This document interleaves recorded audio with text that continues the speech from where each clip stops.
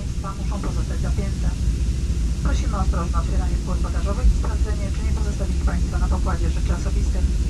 W imieniu polskich linii lotniczych LOT, Rzut Airlines i partnerskich dziękujemy za dzisiejszy rejs. Raz jeszcze zachęcamy do odwiedzenia naszej strony internetowej lot.com i zapoznania się z naszymi najnowszymi ofertami. Kapitan Wiesław Franczak i cała załoga mają nadzieję gościć Państwa ponownie na pokładach naszych samolotów. Życzymy miłego dnia. Dziękujemy. Do widzenia.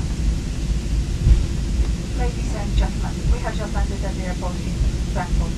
Please remain seated with your seatbelts fastened. The seatbelt sign is off. Please open your overhead luggage compartments carefully and check that you have taken all your personal items to be able to before leaving the plane. On behalf of all Polish Airlines, Star Alliance and all partner airlines, I'd like to thank you for today's flight.